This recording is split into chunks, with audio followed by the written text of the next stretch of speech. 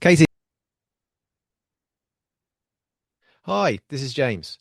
Before we get into today's episode, I want to talk to you briefly about something that might be one of the biggest game changers when it comes to changing your relationship with alcohol, and that's community. I've learned that nobody quits drinking or learns how to drink less in isolation. Sure, willpower helps, education matters, and strategies are important, but connection is what really keeps it going. When you surround yourself with people who get it, people who are walking the same path, facing the same challenges, and celebrating the same wins, everything becomes a lot easier. You feel less alone. You stop thinking it's just me. You get inspired about other people's progress, and you stay accountable when motivation dips. And that's exactly why Steve and I are building something new. It's called the Alcohol-Free Revolution Community. It's a place where you can connect with like-minded people, ask questions, share wins, setbacks, and celebrate all the joys that an alcohol-free lifestyle brings. We're still putting the final touches together, and at the moment we're gauging interest, but our plan is to launch in mid-November. It'll be a Zoom call once a week, and at least until the end of the year, it's going to be completely free. So if you're already starting to get a little bit anxious about Christmas and its tidal wave of booze and expectation, or perhaps you're starting to look ahead to dry January already, why not become one of our founder members? If that sounds interesting and it sounds like something you'd like to be a part of, there's a link in the show notes. All you need to do is go to that link and just send us the word interested, and we'll come back to you in the next couple of weeks with more details.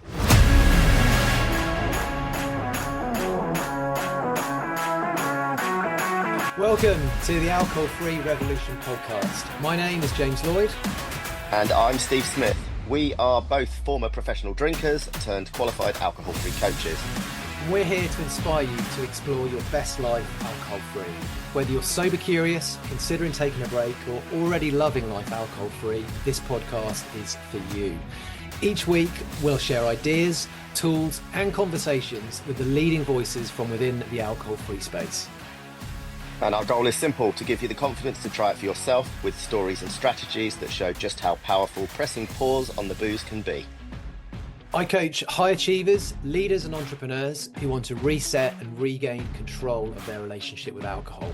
I focus on breaking down the neuroscience of drinking, because once you understand what's happening in your brain, everything changes. You can find out more about me at my website, alcoholfreecoach.com. Plus, we've recorded a special bonus episode where Steve interviews me about my journey and my work. Just search The Alcohol-Free Revolution, episode 9. And I work with high-performing dads, helping them show up more consistently at home and at work, and also in their training, by building resilience and unlocking their true potential through an alcohol-free life. I'm also a qualified US ultramarathon coach. You can hear about my story in a bonus episode and connect with me on Instagram at sober.brilliant or at soberilliant.com. Before we dive in, a quick favour. Please hit follow or subscribe so you don't miss another episode. And if you enjoy it, give us a 5-star review. It really helps others who are sober curious find the show, and together we can grow the alcohol-free revolution. Thanks for listening. On with today's show. Welcome back to the Alcohol-Free Revolution podcast. Today we're joined by Katie Skelton. Now, I've known Katie for a long time, over 25 years. She's a long-time friend and somebody that I have a great deal of admiration for. We both started our careers working in record shops in Bournemouth in the late 90s. After that, Katie went on to work for the BBC. She worked in outside broadcasting for over 15 years. Now she's a solopreneur who set up her own business over 7 years ago, specialising in marketing strategy, and she has extensively grown that business from a standing start. In 2020, she decided to put her life on hold, and she went on a round the world adventure with her family. When she got back, she decided to go alcohol free, and she's been absolutely killing it ever since. Katie, welcome to the Alcohol Free Revolution podcast. Thank you very much for having me. So, Katie, I guess first of all, tell us a little bit about your relationship with alcohol. Obviously, we're an Alcohol Free Revolution podcast. Tell us what your relationship has been like since you first started. Okay. So don't want to rub it in, but I was too young to drink alcohol when we first met. And I was actually a good girl, Shock so I horror. I know, I didn't Don't blame it on actually me. drink. I think I was 17 when I had my first proper drink. But I never had like what I would call a toxic relationship with alcohol. I would regularly go out kind of Thursday, Friday, Saturday night, every week and then go to work. I don't know how I managed that. Turn up and hoover a shop at 8 o'clock in the morning after you've been out till 4 a.m. But I never had a point where I was like blacked out on the floor or needed like carrying out of anywhere. It never felt like I had a problem with alcohol, but there were always problems that were caused by it, if that makes sense. So and one thing that was huge for me was just the hangovers. They were horrendous, absolutely horrendous, so unwell after every time I'd been out, regardless of how much I had to drink. And that kind of, I mean, it didn't really stop me because I just kind of thought that's what everybody was dealing with, and therefore I carried on, and like it was part of the culture, especially like back in the 90s. We lived in a student town.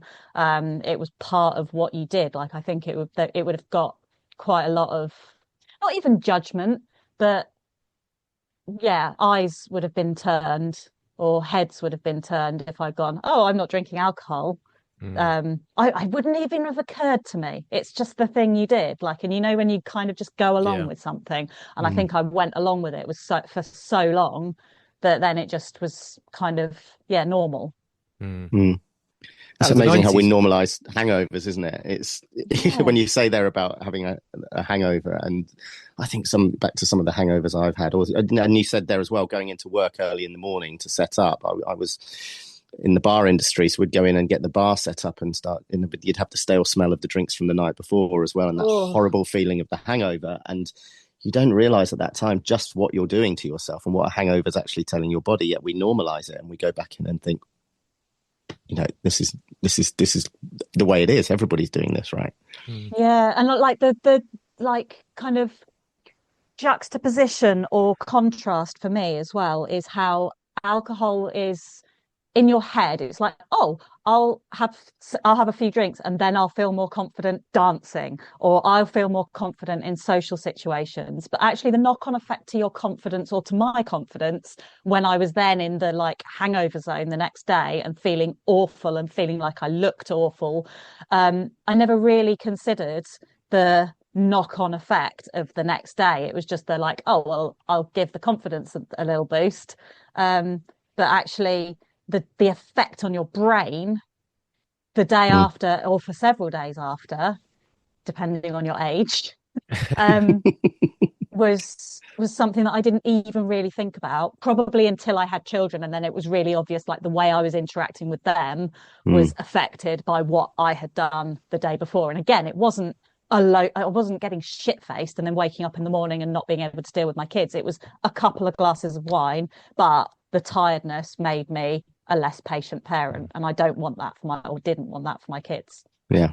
So you didn't have, fair to say then, you didn't really have like a rock bottom moment. You certainly weren't an alcoholic by the sounds of it. And was there a tipping point? What made you make the decision to There cut it was out? an exact moment. So I'm sure pretty much anybody listening to this will identify with the I'm never drinking again moment, when you wake up and you're like, oh, never again, I'm not going to drink. So at the end of 2020, my husband was rehearsing something. It was like a comedy show or a play or something that they were doing online, with a group of people. And our next door neighbour, who also happened to be our landlady, was also a character in this play that they were rehearsing. And so I left Paul in our house to have like the house to himself and do this rehearsal. And then I went next door and walked into Josephine's house, and she had a bottle of wine and two glasses, and she just cleaned her kitchen with bleach from top to bottom. And bleach like massively affects me in terms of like it gives me an instant headache, and like if someone puts bleach in the toilet, I know it from downstairs because I'm so sensitive to it. So her house was already set up to make me feel like I had a bit of a hangover before I'd even started drinking. And then she was one of those people who would like sneakily top up your wine glass 15 times, and you didn't realize that you'd actually got through two bottles when you thought you'd had 2 glasses of wine. So I got home, I was really, really unwell that night. And that's unusual for me. Like I would never actually be unwell the night before. It was usually the next day. So I felt awful going to bed. And then I woke up the next day and I just went, I'm done. I'm never drinking again. And I haven't, Oh my God. apart from by accident once. So I can I drank just a can I bit of just something. check it one moment? Do you actually clean the toilets in your house? Yeah, just not with bleach. Oh right, okay, There gotcha. are other cleaning Other products cleaners that are available. Other Yeah, cleaners exactly. are available. You could use alcohol, I suppose. I mean, that's Well, probably Yeah. yeah. kills all It's bacteria, right? it's that's really interesting hearing you say that, because I can completely relate to that. And you said as well, I'm sure everyone can relate to that moment where they say, I'm never having a drink again. The thing was with me was I can relate to that moment several times. And it took me, and there were some serious moments where I thought, that's it for me. I'm going to stop, or I'm going to take a month, or I'm going to do this. And I never managed to do it. And that's the kind of scariest point. So for you, it was a first time, or had you No, had that? no. No. This was Okay. like the 100th time, Okay. but actually that time I didn't even know at the time I meant it, but I really meant it. Yeah. I was just done. Yeah. Like when if you're in a relationship, it is a relationship with alcohol, isn't it? Totally. You're in a Absolutely. relationship with someone, and over like years and years and years, that like the kind of things that annoy you or that get to you build up, and then eventually you're just like, no, I'm out. And that was my kind of my breakup moment, I guess. Right. Yeah. So you were quite resolute about that. Then it wasn't really a case of a lot of people kind of build up to it, and then they take a break, and then they slip a little bit, and then they take a break, and they slip a little bit. So in a sense, was it almost like instant sobriety for you then? Yeah, I wasn't considering stopping. I wasn't thinking. It wasn't like when we were talking earlier on, you used the phrase sober curious. That wasn't quite how it worked with me. Like I wasn't because I didn't have a problem in my head. I probably did have a bit of a problem, but it was never I'm thinking of doing this. I'm thinking of doing this. Okay, now that's the tipping point. I'm going to do it. It was just right. Okay, this big moment, like this kind of big bang that made me go, that's it. Done. Yeah, totally done. What sort of amounts would you say you were drinking before that? What was your normal kind of drinking routine? So before COVID, I would probably say that I would rarely drink at home. I probably, if we had people over, I'd have a couple of drinks with dinner and stuff like that, but I would rarely drink at home. Then when we got back from traveling and we went straight into lockdown, I then got in the habit of having a couple of glasses of wine or a couple of gins and tonics. I think it depends on how much is in the glass, whether it's a gin and tonic or gins and tonic. The ratio. It was probably gin and tonics then, because it was. I never drank loads. So yeah, I definitely could see myself getting into a more unhelpful pattern with drinking, where I would then like have a couple of glasses of wine, put the kids to bed, and then just flake on the sofa at the end of the day. And I'd be like, oh, I've just wasted an evening. I'll wake up at 10 p.m. and then have to drag myself to bed, and like that horrible feeling where you wake up all warm on the sofa and have to like stand up, wake up, brush your teeth, and actually get ready for bed. I mean, some people probably just stay on the sofa, but that wasn't me. So yeah, I would say that it probably like crept into being slightly more unhelpful through lockdown, and I probably started using it as a bit of a wind down mechanism at that point. But before that, I never drank at home, and I just go out. Well, like whenever I went out, I would have drinks, and that was more regular when I was living in London or in Surrey, where I had more ready access to I was going to say social media, to public transport. But then when we moved back down to the South Coast and that isn't actually so available, I found myself driving more and more anyway, because it's just easier to leave the pub and go, I'm going home now, rather than trying to wait for bloody United taxis to pick me up in 45 minutes. Other taxi companies are available. They're not, and better by the sound of it. Yeah, exactly. They're actually quite good to United. We've just lost United taxis as a listener, I think. Well, they shouldn't be drinking anyway. Yeah, well, very true. Very true. Interesting, again, hearing you there. I mean, this is a point we quite often try to convey, and something you said there is like, I didn't have a massive problem, but it sounds like it was a problem for you. And if at the end of the day, if it's a problem for you, whether that's the fact that you're having a couple of glasses a week and that's messing with your accountability at work, or it's messing with your energy levels or anything else, then if it's a problem for you, then why should we have to wait until we have this huge rock bottom moment before we have to address our relationship with alcohol? And I think that's often the way people view it. You know, I'm not that bad is the kind of thing. Everybody else is doing it. And it was very interesting. So it was obviously very personal to you, the effect that it was having on you, rather than necessarily people outside of your space and people telling you needed to take a break or anything like that.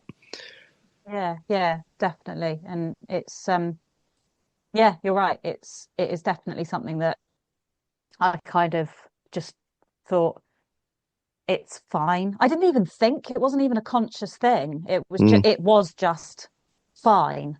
But I didn't see that there was something beyond that just fine. There was actually like way better. Like my life was good, but now it's really good. And that's the only massive change I've made in the last 5 years. And there's lots of like kind of layers that I can attribute to what has changed and what's got better. But yeah, I mean, this is a massive cliche, but I just wish I'd realised sooner how much better things could be. Because just because they're all right doesn't mean they can't be great.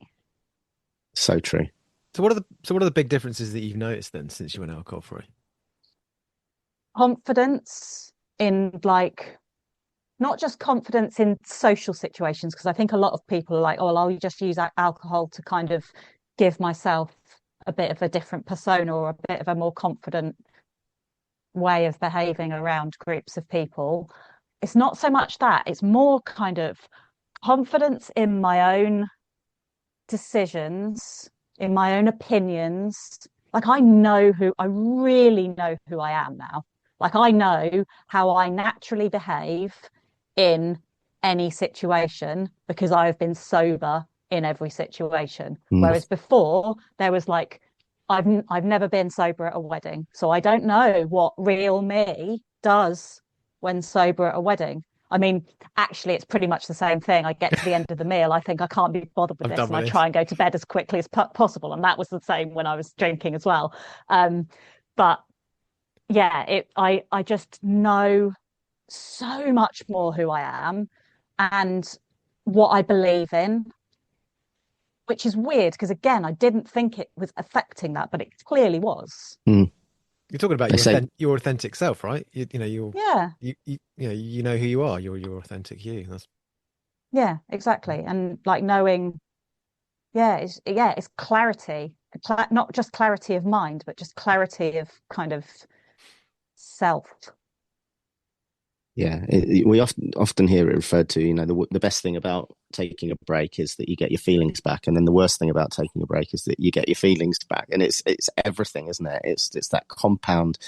I mean, it happens at different stages for people. For me, I found at 100 days, it was literally a tipping point. It was like everything just moved into Technicolor, and you really suddenly, you're right, you start to approach those different scenarios that you would have I would have relied on drinking for that confidence. But actually, once you tackle those challenges alcohol free, you realize that actually your confidence just grows because you've not masked it, and you probably spend maybe half the evening drinking, trying to get the confidence to get up to do that. So before you know it, if you wasted half the night anyway, trying to build up the confidence to get up for a dance at a wedding or anything else for that matter. So it's Yeah, and it's like a kind of like I've always seen myself as pretty resilient. Like I feel like I can deal with pretty much anything and it will be okay. And I've got my parents to thank me for that.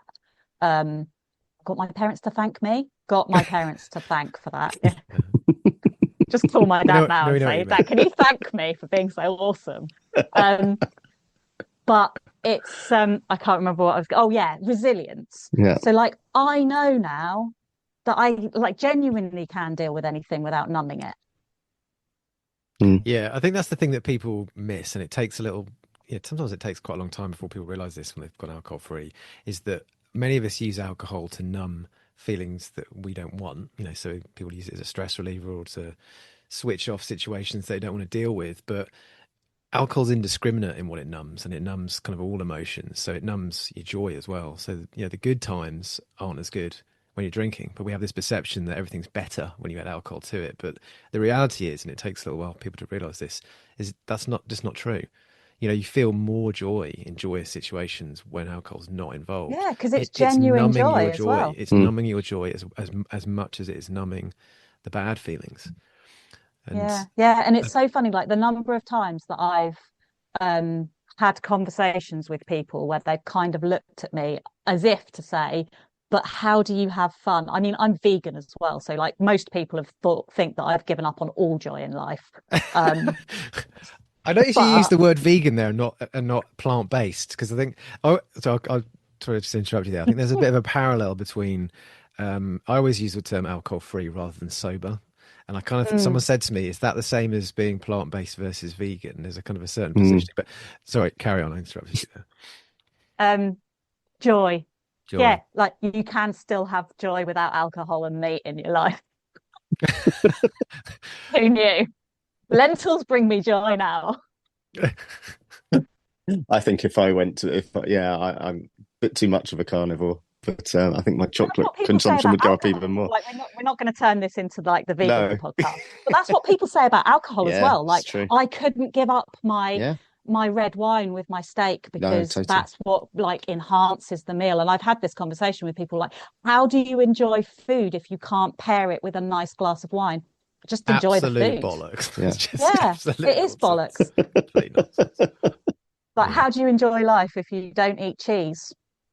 I I mean just that's a do. fair point, actually. I'm not going to push back on that Vegan one. cheese is shit Yeah. as well. But you just have to like, but you just take it out of your life and you don't have to Yeah. always have a substitute. That's the thing. Yeah. Like it's like again, going back to the alcohol thing, I realized when I stopped drinking gin and tonic that it's actually the tonic I like the taste of anyway, Yeah. not the gin. So when I took away the gin, it was just the cold glass of something fizzy with a bit of lime in it Yeah. and the Mm. like bitter tonic flavor that I like. The gin was never, it was just what people put in tonic, and therefore I went along with it.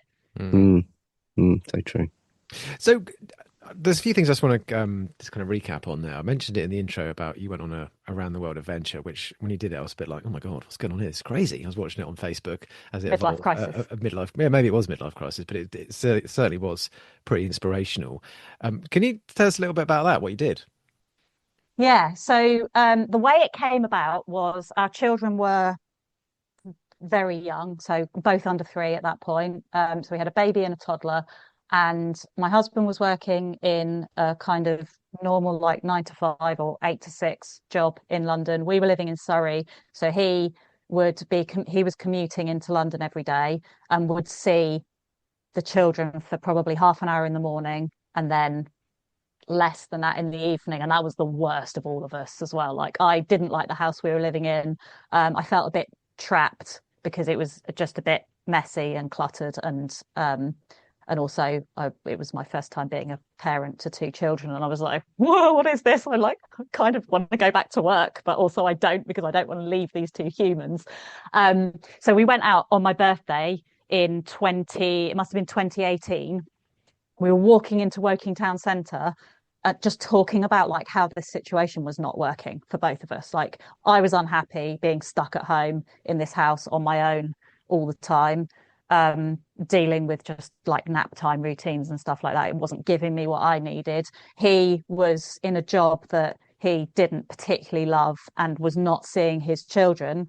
And his dream in life was to have kids. Like that was actually never the case for me. I love my children so much, but it was never like, oh, I'm destined to be a mother. It like the switch flipped at one point. This is a long story, sorry. Anyway, we were walking into we were walking into Woking, and I just said, what if we just like sold everything and went traveling for a year?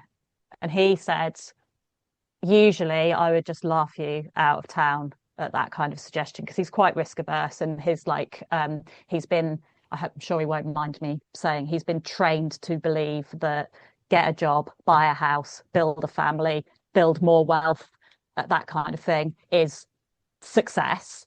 And on the face of it, we were very successful.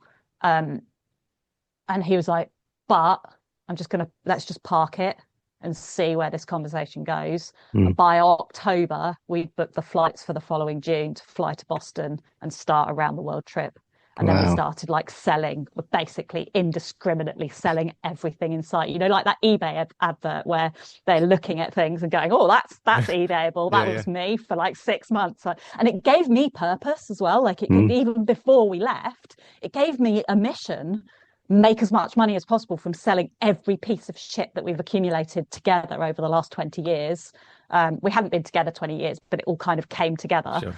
Um, and yeah, and so that ended up being the aim. And then we ended up doing 9 months of 12 because COVID hit, and we ended up having to come back to Europe, and like get back into the UK before we got locked down somewhere that we didn't want to get stuck. Mm. So yeah, so that was kind of how it came about.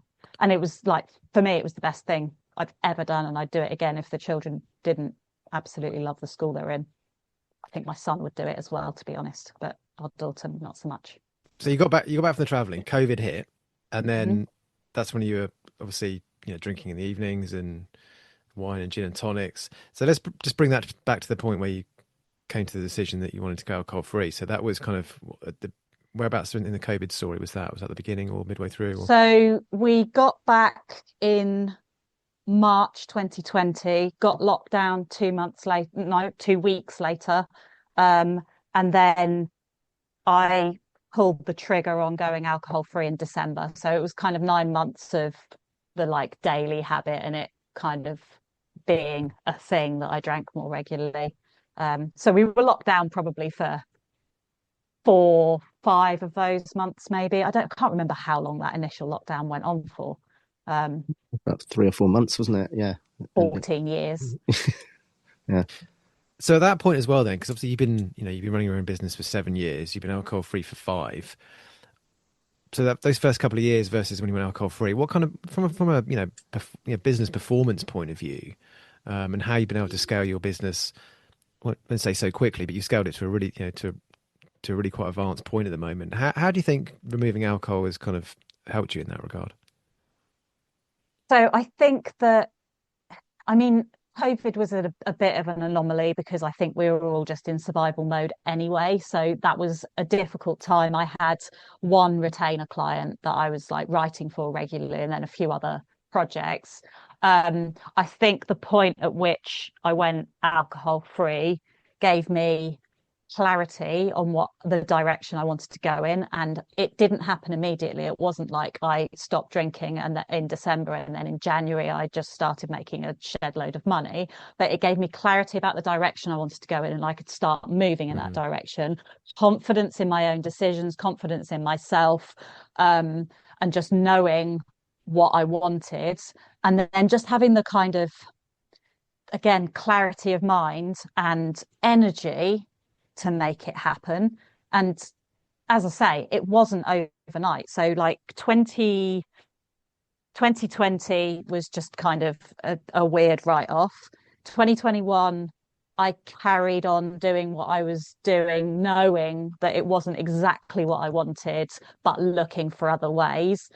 2022 was an absolute bin fire and I was really struggling and really like how do I get myself, like I believe in myself so much now and I know how much I've got to offer, but how do I actually turn this thing into reality?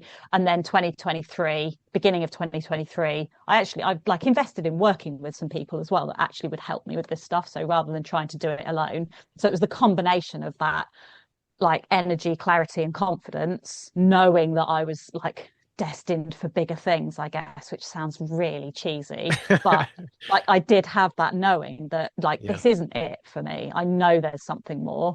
And then I'm going to actually seek support to get there. And then the last 2 years have been absolutely amazing, like back to back record years.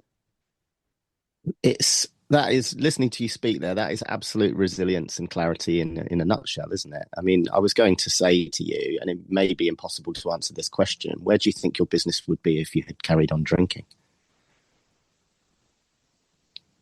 It is hard to know.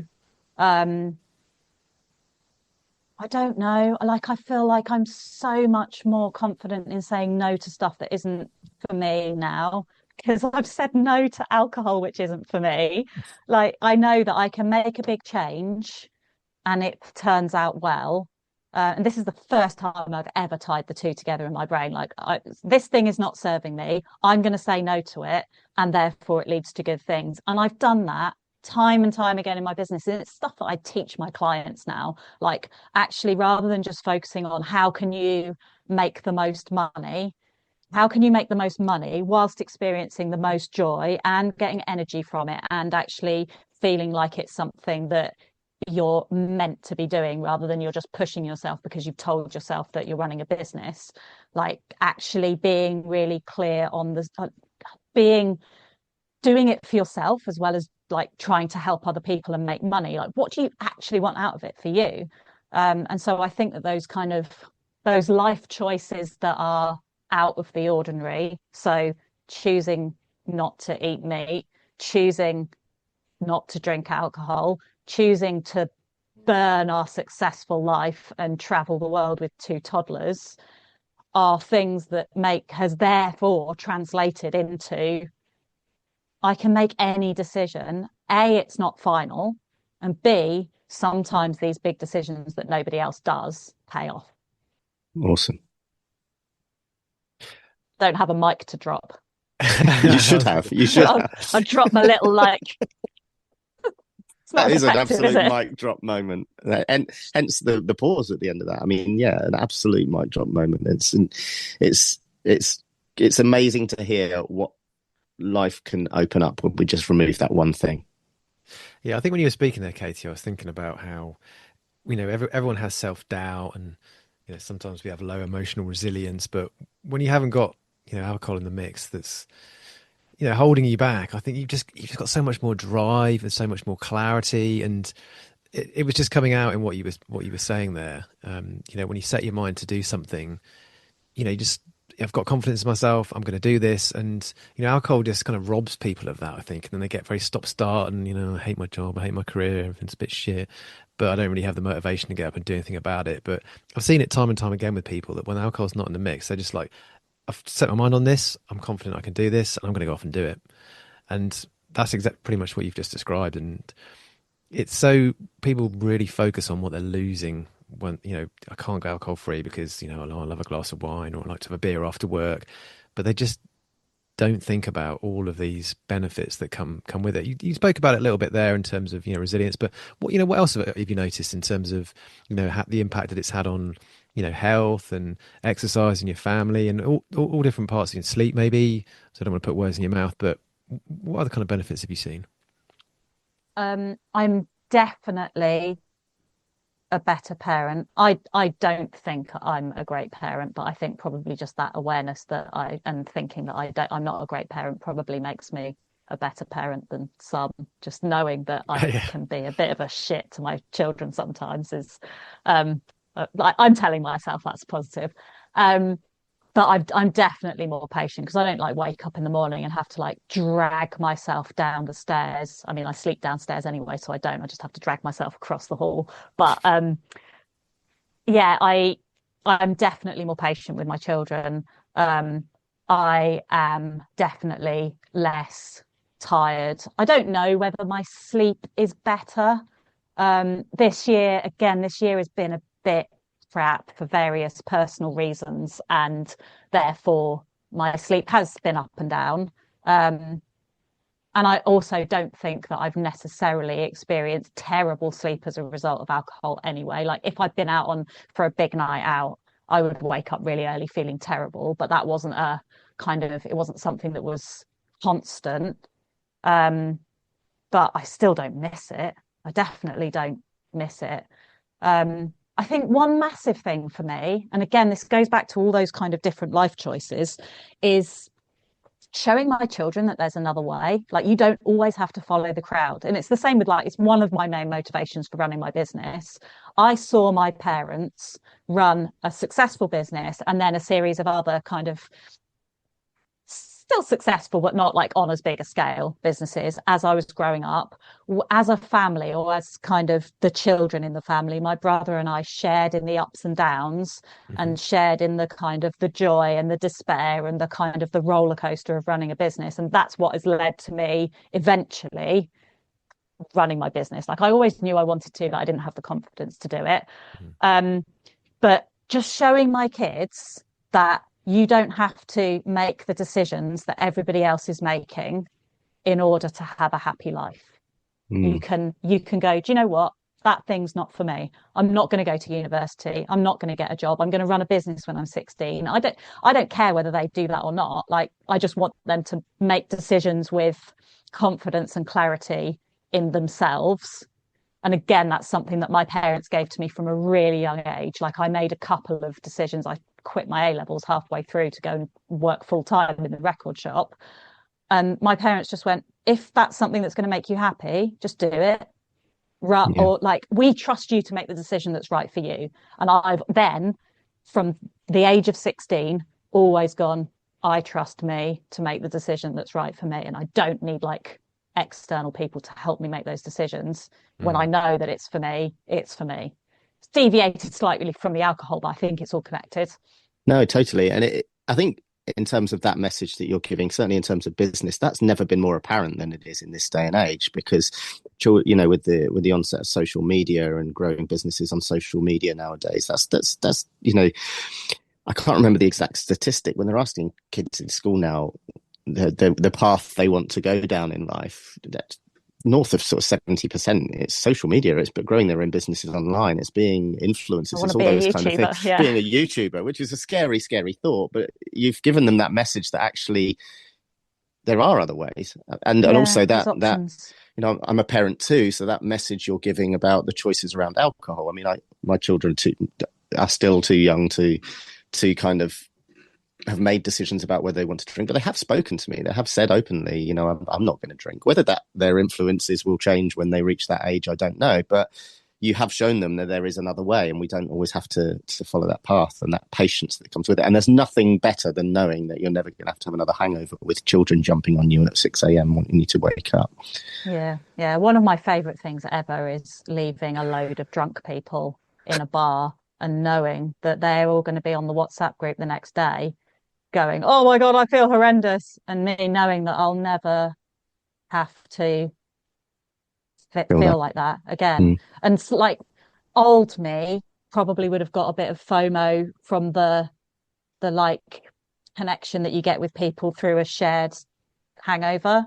You know, when Yeah. everyone's going, oh, well, I've had my head in the toilet since 4 a.m. or I'm eating a bacon sandwich right now. And I wake up and I'm like, I don't mind being different from all of you because actually it just means that I'm going to have a really nice day, and you're going to feel like Like shit. shit. And I don't value connecting with people over that more than I value having a nice day. Mm. So true.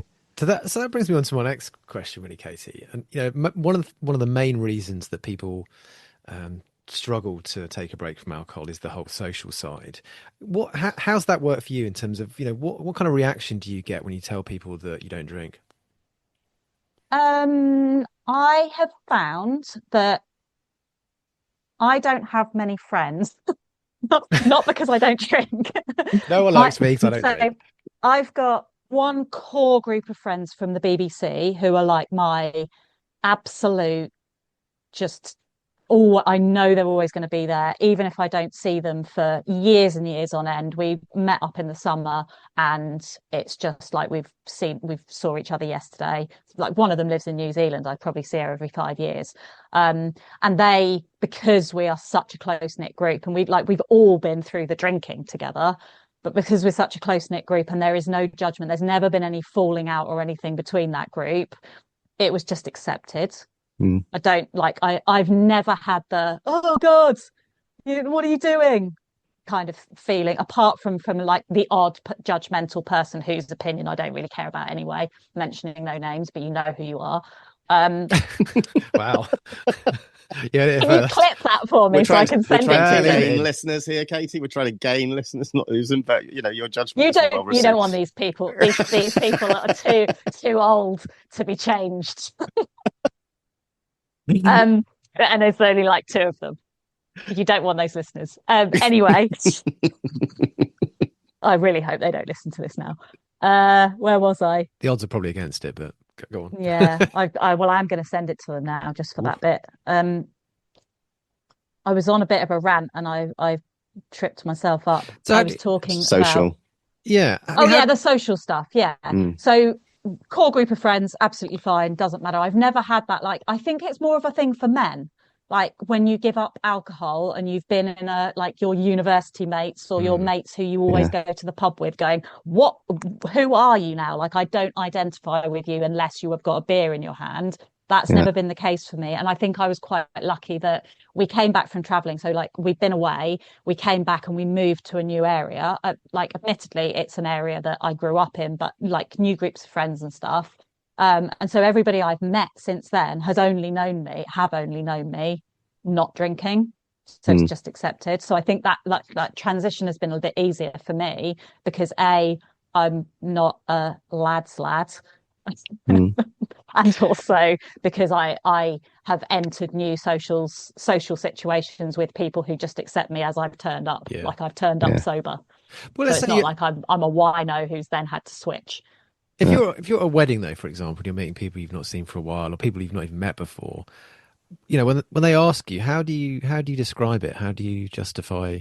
Oh, yeah, not well, justify is the wrong term, but how do you describe when people say, "Oh, you don't drink"? Why is that then? I just What do tell you say? that story about the bleach and the wine and the illness and the never again and say, those moments where like 100 times in your life you've gone, I'm never drinking again. I just had one of those and it's actually stuck. Yeah. I always find And then, in the long term, the truth is always the best way, isn't it? Really, I yeah, think, and I rarely get asked that question. And going back to the lads thing, I think I definitely lost work drinking buddies, and they were drinking buddies. But I'm equally gifted enough to have a core group of friends that we've known since primary school, really. So they're not gonna they absolutely accept that. In fact, they you become a bit of a lighthouse, and they ask questions a lot more often Mm. yeah. than anything else, really.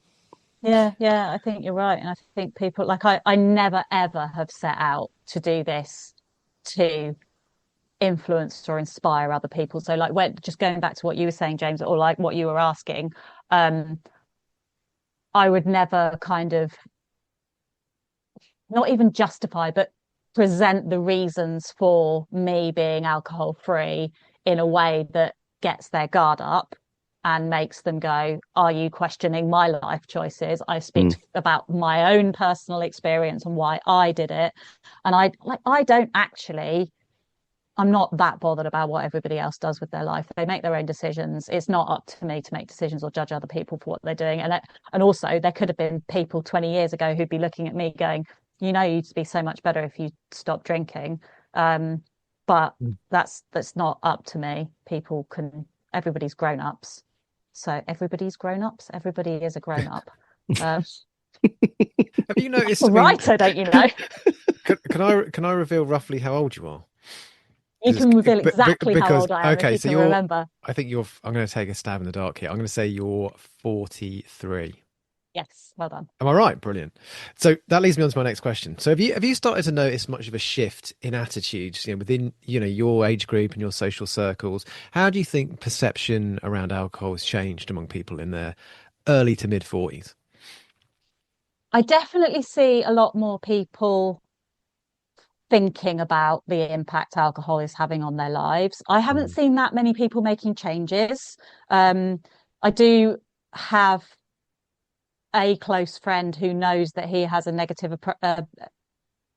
relationship with alcohol, and I think that me being in his life is probably just made him think about every so often, shall I have two drinks in my hand right now or one?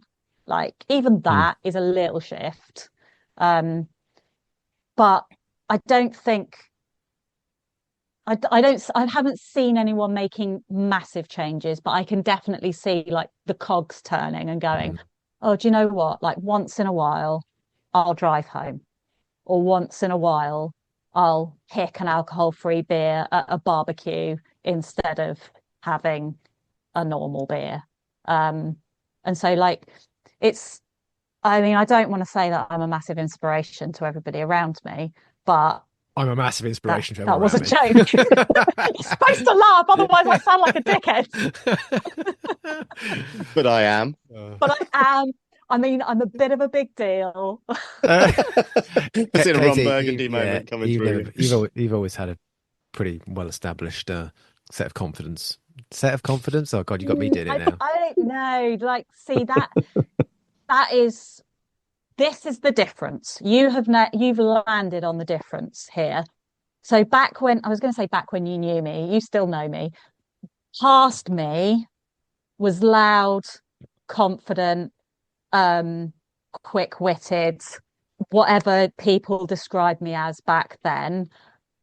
But that was changed by alcohol at times, not all the time, but Mhm. at times. Now, the confidence you see is 100% genuine. Before it was an act, now Mm. it's me. And I am confident and I'm not as worried about what people think of me.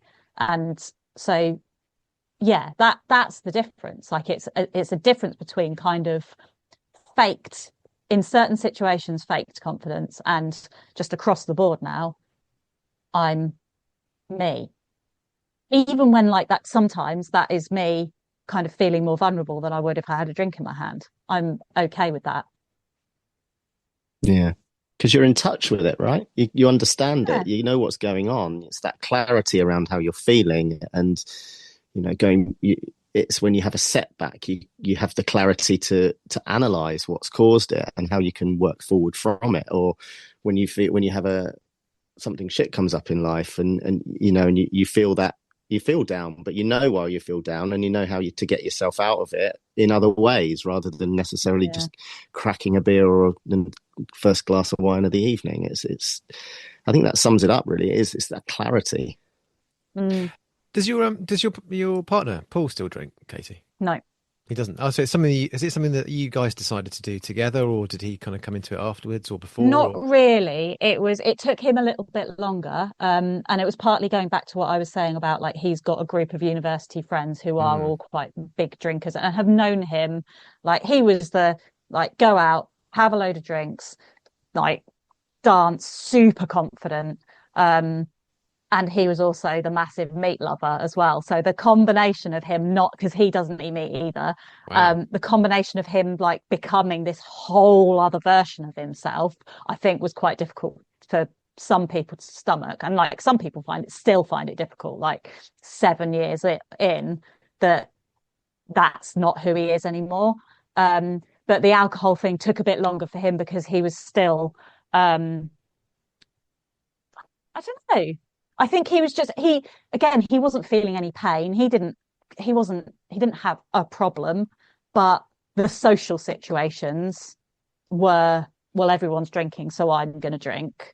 Um, and so it took him a little bit longer. And there was never any like me going, you need to give up too. It was just a decision that he came to independently because I'm such an influencer in our household. I think what tends to happen as well, and this is also my experience, is when someone makes those sort of change, those big life changes, and it has such a positive effect on them, it naturally has a halo effect on other people. Not necessarily just partners, but friends and people around you. Even if it's over the course of a year, 2 years, even 3 years, people just start to notice. They're just like, Mm, "Huh, that person's yeah, doing something right. They look great. They've got loads of energy." You don't become necessarily a different person. But oh, this is going to sound really terrible when I say this, but I'm going to say it anyway. You become a better version of yourself. I really believe that yeah, because you're not poisoning yourself anymore, and it's not just alcohol. It's the other health downstream effects that come with it as well. Around diet and exercise and sleep and all these things. But alcohol is that big domino, that keystone habit that just triggers this kind of cascade of other positive effects, and they just compound and compound and compound month after month, year after year, and all of a sudden, 2 or 3 years on, you're just a better version of yourself. again, I know I sound terrible saying that. I'm not saying people who drink No, are I worse, don't think worse it sounds people, to but no, I've just but seen it. you're not a better person than other people. Exactly, You're just exactly. you, Yeah, yeah. like a revised version of you. And you're right though, like when if you see somebody close to you who has never got into doing regular exercise and you see them doing it and you see muscle building or you see them losing weight or you see them feeling better and performing better in the rest of their life, it makes you go, do you know what? I want a bit of like that. I've just started following on someone on Instagram who I've been in contact with for a while, and so because we were both copywriters, and she's now really got into fitness. And is training to be a PT. And I look at her and I go, oh my God, Charlotte, I want to be like you. And it's and because it's inspirational. It's Mm. like you see someone getting positive benefit from something that they're doing, and it makes you more motivated to do that thing because they're getting something out of it. And so, why would you not want to not copy, but why would you not want to have a piece of that action? And it's achievable, right? You can see people, kind of, you can see that how they've done it. You can think, oh, right, I want that. That person's done it. Doesn't look that difficult. It's Mm, 100%. I think Katie summed it up there, actually, James. I think saying you are a better version of yourself is it's not a bad thing to say because everybody's on their own journey. Do you know Yeah, what I you're mean? right. You're not trying to be a better person than anybody else for any way. But I don't think I don't think I've ever spoken to anyone who's made that decision to take alcohol out of their life and find that they're not a better version No. of themselves. I've never found yeah, anyone that's ever regretted it. I've never, you know, um, so yeah, and I think it is that over time, over months, and then when months become years, people see that change. Of course they do, because Mm. you show it. And do yeah. you, now that you've done 5 years, Katie, which is pretty amazing. I know the answer you're going to give me to this, but I'm going to ask you anyway. Do you miss it at all? No, not in the slightest. Do you know what? The only thing in the last 5 years that has made me think, oh, I missed that a little bit was I was in a pub and it was really recently, like, so it wasn't kind of right at the beginning where I could be potentially missing it because it was in my life recently. I was in a pub and I walked past somebody who just opened a bottle of red wine and I smelt it and I was like, oh, that's a familiar old smell. And I Mm, thought, oh yeah, and I remember the taste, yeah, but not to the point where I go, oh God, I wish I was still drinking wine, or like maybe once in a while I'll have a glass of wine. I no, won't. mm, Yeah, I think one of the conversations that comes up quite a lot in coaching actually is, there are going to be times where you sort of think, yeah, that would be quite nice, and it's a fleeting moment, and then it kind of passes. But it's, I don't think anyone's saying that you can have absolutely everything that you had before when you're not drinking. You're not going to sit in a pub for 6 hours, for example. But when you lay it down on the table and you look at, okay, I'm going to remove this and I'm going to gain all this, and it's just Yeah, as a deal, as a trade, it's just an absolute no brainer. But yeah, again, it's like I was saying earlier, we tend to focus on, yeah, but I can't have a glass of wine with my dinner. It's like, yeah, okay, so you can't do that. But what about all this other stuff that you're getting yeah, instead? And we mm, just yeah. completely ignore that and just But focus on this one thing. it's again like a relationship, isn't it? Like if you're in a long-term relationship with someone and it's bad or it's not right for some reason, and then you break up with them, there is initial pain and you kind of feel that initial pain to begin with. And then as time goes on, you get more and more used to them not being in your life. And then every so often you go, oh, I really miss when we used to go for the walk down by that river, or like I really miss having a cuddle with that person. Like every so often you have like a fleeting thought where you go, oh, that was nice. But then you remember all the bad stuff as mm, well and mm. go, yeah, but I've moved on now. I'm in a Mm. different place. I'm with someone else, and that someone else is alcohol-free beer. Oh, so that's a good little segue there. I was going to ask you that next, actually. So Oh, good. tell us, so you obviously like alcohol-free alternatives based on what you just said there. So what are some of your favorite alcohol-free drinks?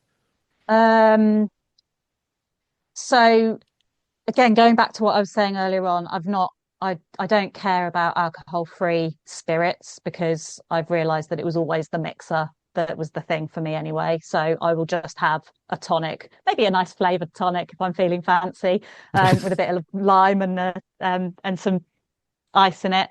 Rock and roll. Alcohol-free beers, I just think have got better and better. Like when I first went alcohol-free, Beck's Blue was kind of the only thing you could get, and that's Mm. just like, yeah, I mean, you just wouldn't, would you? I What do you mean, I drink now? did because it was the only thing. Yeah. I'm trying to remember. Like, I quite like the alcohol-free Lef. Oh, Okay. That's really? nice. Yeah, The quite like Lef or that. Leffe? I'm never sure it's Lef or Oh, I Leffe. don't know. Steve will Mm. know. I'm not Steve will sure. know. What is it? It's I think it's Belgian, isn't it? Leffe. Yeah, it's Belgian. Leffe, I'm sure, but yeah, Mm. I may be wrong. Anyway, I may be however wrong. you pronounce it, I like drinking it. Yeah. And then some of the more like craft beery type stuff, I'm going to really struggle to remember any of them now. But not really the mainstream brands as much. Mm. More, I like finding something that's like a kind of an IPA type Yeah. taste or Yeah. something like that, rather than a. I feel like the lagers, when you lose the alcohol, you almost lose the essence of them, whereas there's a bit more depth to the like IPAs and stuff, so they stand alone a bit better. Yeah. Interesting. So yeah, definitely an alcohol-free beer. I've only ever found one alcohol-free wine that I've ever been able to actually stomach and enjoy, and that was when we were on holiday in Corfu last year, and it was rosé, and I actually had to ask them that it was definitely alcohol-free, Wow. because it was so good. I've got a photo of it somewhere on my phone, but that was nice. Um, So, but mainly beer. Mm. Like I still like the ritual of having a cold beer in a bar by the beach, Yeah. or at the end of the day having a cold beer, but it just doesn't need to have alcohol in it for me. Yeah, Again, it was the ritual for me. I it realized is. all along it was just about the ritual. Yeah. 100%. 100%. So if you just kind of, as we kind of come to a conclusion, what advice would you give somebody, who's either thinking about taking a break or maybe, is on day one right now? My favorite phrase stroke saying ever is what's the best that could happen? Like, but like what if you just give something a try? What is actually the best case scenario here? Like, you could actually stumble upon something that's properly life changing. And if not, nothing ventured, nothing gained. So why not give it, like, especially if you're curious, why not just give it a go? Like, I don't think life is going to get worse as a result of not having alcohol in it for 90 days, for Exactly. example. So I why not yeah. just try? I love that because we always say, "What's the worst that could happen? I've What's never the heard Yeah. worst that. that can happen?" I've never. Yeah, that's such an incredible way of looking at it. Actually, what's the best that could happen? Mm. That's what triggered us to go traveling. That's what Mm. I said to Paul. I was like, what's the best case scenario out of this? We sell our house, we take our toddlers traveling, we get to spend a full year, well, 9 months as it happened, together as a family. Doesn't matter that they don't remember it, because actually we're doing it for us as much as we're doing it for them. But we get that family time that we would never ever be able to get back. And I think that kind of reframe, rather than going, oh God, what are all the risks? What are all the potential rewards? Yeah, I love that. I've never heard that before either. I really yeah, love that. That's Well, I'm yeah. fantastic. obviously not saying it on LinkedIn enough. So But it now you're made, saying it to our millions of listeners out there. Exactly. Apart literally from those millions. two we lost earlier. When you've got as many as us, it's not a problem, honestly. So what's next for you, Kay? What's coming up? Oh, I don't like that question because I never know. I've never had a plan. Like, this is my You're just life. winging it. You're I literally winging I it. never have had a plan. If you asked me when I was a child, what do you want to be? Well, I probably said a vet for a while because I like cats. But um, I I never had a plan. Something changes in my mind, and I go, I'm going to go after that thing now, and then I go after that thing. So I don't know what's next. There will be other things, but Mhm. not alcohol. Well, Amazing. where can people find out more about you? Um, where is the best place for people to find me? My website is littlegreenduck.co.uk, so that's probably the best place to kind of start and find me. But I'm on LinkedIn as well, for anybody who's in that world. Mhm. I think I saw Amazing. somebody comment once actually, and it made me laugh that your little green duck isn't little and it's not a duck. Yes, If everyone it, says it's a goose, it is a massive goose. white It's a goose. massive white goose. I might change my You business need to name change to it. massive. I can't. My daughter named my business, so I can't. Ah, Like, it can never change. But yeah, you're right. It is a massive white goose. It's massive Does white actually your goose. not. It's what are those white ducks called? Swans. Um, I was going to say, does your daughter go around pointing at all the geese, going, "Look at the ducks, Yeah. mummy"? No, that's an elephant. It's a specific name for the white ducks. They're called like, oh, this is and like this needs to be recorded. I can't remember what they're It is called, but they being do recorded. actually It's have going them. out to the world on Monday. We will put in the show Yay. notes what the name of the little white ducks are called. Thank you. It's been amazing. That's and all I wanted. It's been such a great conversation and full of positivity and great fun. And it's been really, really a pleasure chatting to you. So thank you very much indeed. Thank you. You too. Oh, thanks so much, Kay. We'll speak to you real soon. Take care. Bye bye. Bye. Bye.